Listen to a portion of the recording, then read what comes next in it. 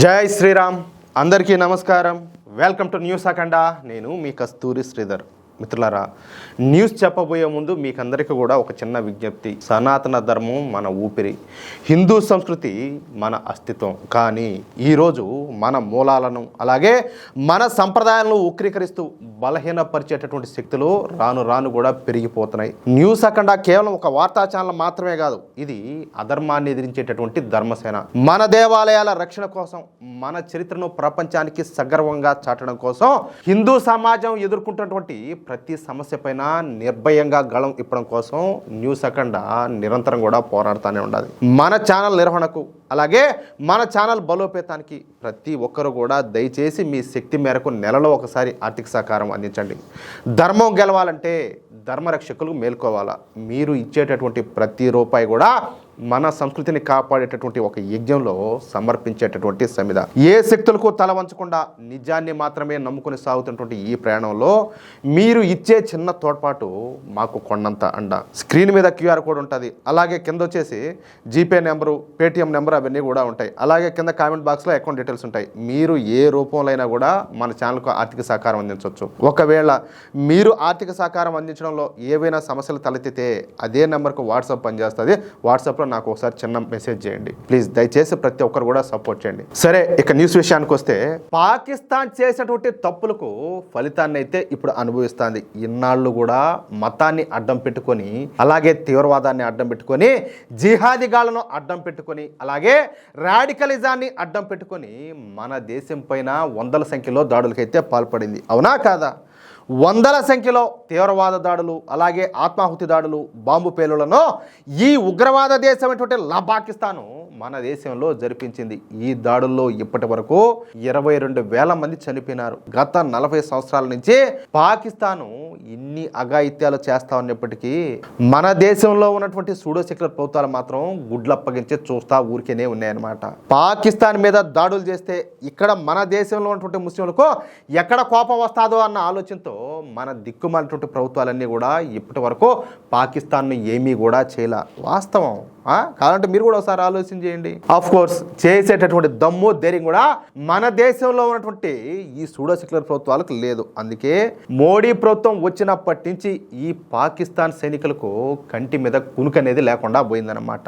వాళ్ళు గనక బుల్లెట్లు పేలిస్తే మన వాళ్ళు ఆర్టిలరీ ఫిరంగంలో పేలుస్తున్నారు. మీరు ఒక విషయం గమనించినారో లేదో, 2014 ముందు వరకు, అంటే మన నరేంద్ర మోడీ ప్రభుత్వం రాకముందు వరకు కూడా మన మీడియాలో పాకిస్తాన్ సైన్యం కాల్పులకు తెగబడిందని, శాంతి చర్చలకు పాకిస్తాన్ సైన్యం విఘాతం కలిగిస్తుందని, శాంతి ఒప్పందానికి పాకిస్తాన్ తూట్లు పొడుస్తుందంట చావలేని వార్తలన్నీ కూడా వస్తున్నాయి. చెప్పాలంటే చేతగాని దద్దమ్మ వార్తలు ఇవన్నీ కూడా.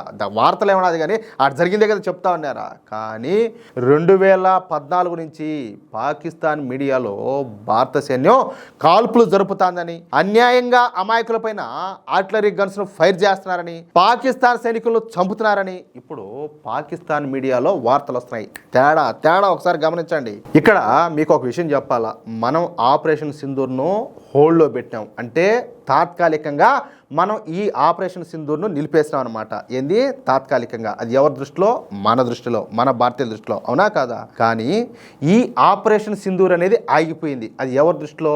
ప్రపంచం దృష్టిలో మాత్రమే. కానీ సరిహద్దుల దగ్గర మాత్రం మన వాళ్ళు పాకిస్తాన్ను చావగొడతా ఉన్నట్టు తెలుస్తుంది. అందుకే గత 10 నెలల కాలంలో మన మోడీ ప్రభుత్వం 5.6 లక్షల కోట్ల విలువైనటువంటి ఆయుధాలను కొనుగోలు చేస్తుందన్నమాట. ఇక ఇప్పుడు ఆఫ్ఘనిస్తాన్ విషయానికి వద్దాం. ఈ ఆఫ్ఘనిస్తాన్లో ఉండేది వచ్చేసి తాలిబాన్లు అన్నమాట. ఆ విషయం మీకు కూడా తెలుసు. ఈ తాలిబాన్లను సృష్టించింది, వాళ్లకు ట్రైనింగ్ ఇచ్చింది, వాళ్ళను పెంచి పోషించింది, వాళ్లకు ఆయుధాలను సమకూర్చింది కూడా ఈ ఉగ్రవాద దేశమైనటువంటి పాకిస్తానే. అయితే 2001లో అమెరికా డాలర్లకు లొంగిపోయేటువంటి ఈ సిగ్గుమాలినటువంటి పాకిస్తాను తాలిబాన్లకు వెన్నుపోటు పొడిచి వాళ్ళపైన యుద్ధం చేసిందనమాట. చూడండి, ఇదేంతో కొట్టాలి అన్న ఏడ వీళ్ళకి నీతి అనేది ఉండదు, జాతి అనేది ఉండదు. అనేక మంది తాలిబాన్ నాయకులను పాకిస్తాన్ ఆర్మీ హత్యలు చేసింది. ఇక 2021లో మళ్ళీ ఆఫ్ఘనిస్తాన్ను ఆక్రమించుకున్నటువంటి తాలిబాన్లు ఈసారి పాకిస్తాన్కు దూరంగా అయితే ఉంటారనమాట. ఎందుకంటే వాళ్ళ వల్ల ఒకసారి నమ్మక ద్రోహం జరిగింది కదా, ఇంక మళ్ళా నమ్మేదానికి ఇంక వాళ్ళకి తెలియలేదా, సిగ్గులేదా? పాకిస్తాన్ను అసలు ఒక స్వతంత్ర దేశంగా కూడా ఈ ఆఫ్ఘనిస్తాన్ అయితే పరిగణించడం లే. అంటే చెప్పాలంటే వాళ్ళ కుక్కను చూస్తున్నారు ఈ ఆఫ్ఘనిస్తాన్ వాళ్ళు. అయితే ఇక్కడ ఇంకొక విషయం ఉండాలి, అదే తెహ్రీక్ తాలిబాన్లు అన్నమాట. పాకిస్తాన్లో ఉండేటటువంటి తాలిబాన్లను తెహ్రీక్ తాలిబాన్ అని చెప్పేసి అంటారు.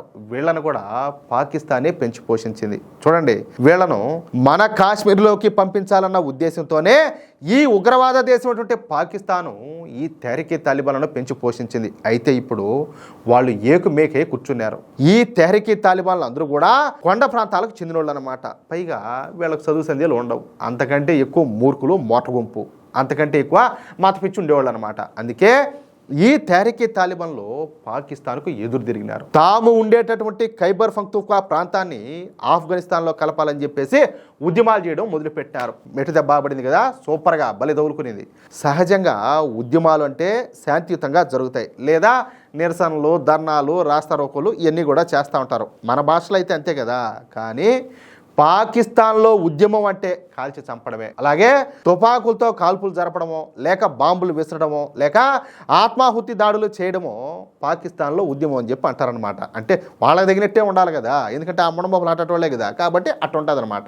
ఇక ఈ తెహ్రీక్ తాలిబాన్లో ఉదయం పూట ఆఫ్ఘనిస్తాన్లో ఉండి రాత్రిపూట డ్యూరాన్ లైన్ దాటి పాకిస్తాన్లోకి వచ్చి పాకిస్తాన్ సైనికులపైన మెరుపు దాడులు చేస్తూ ఉంటారనమాట. అంటే పగులు అక్కడ ఉండేది, మాపులు అయితే ఈ పాకిస్తాన్లోకి వచ్చి దుమ్ము దులిపార్దబ్బేది. ఆ విధంగా మీరు నమ్మండి నమ్మకపోండి, ఈ దాడుల మూలంగా అంటే తెహ్రీక్ తాలిబాన్లు చేస్తున్నటువంటి దాడుల మూలంగా గత 2 సంవత్సరాలలో పాకిస్తాన్లో ఏకంగా 9,000 నుంచి 10,000 మంది పాకిస్తాన్ సైనికులు అలాగే పాకిస్తాన్ పోలీసులు చనిపోయినారంట. ఎంతమంది? 9,000 మంది. ఆ లెక్కన వాళ్ళు ఏ లెవెల్లో టార్చర్ దుబ్బింటారు వీళ్ళ పాకిస్తాన్ వాళ్ళ, అవునా కదా? వీళ్ళకి అట్నే జరగాల, ఎందుకంటే ఈ జాతి అట్టాడిది కదా. సరే, దీనిని తట్టుకోలేకపోయినటువంటి పాకిస్తాన్ ఆర్మీ ఈ నెల 23వ తారీఖున ఆఫ్ఘనిస్తాన్లోని తెహ్రీక్ తాలిబాన్లు ఉండేటటువంటి ప్రాంతాలపైన ఎయిర్ స్ట్రైక్స్ చేసింది. అయితే ఈ దాడులలో ఏ ఒక్క తెహ్రీక్ తాలిబాన్ మరణించకపోగా 16 మంది చిన్నపిల్లలు అలాగే ముసలోళ్ళు, ఆడవాళ్ళు చనిపోయినారంట. ఇది వీళ్ళ వీరత్వం, వీళ్ళ మొగతనం ఇట్టుంటుంది. దీంతో చిర్రెత్తుకొచ్చేటువంటి తాలిబాన్లు చెప్పాలంటే ఇక విజృంభిస్తున్నారు. సహజంగా ఆఫ్ఘనిస్తాన్కు పాకిస్తాన్కు మధ్యన డ్యూరాన్ లైన్ అనేటటువంటి ఒక సరిహద్దు రేఖ ఒకటి ఉంటుంది అనమాట. దీని పొడవు దాదాపుగా 2,611 కిలోమీటర్లు.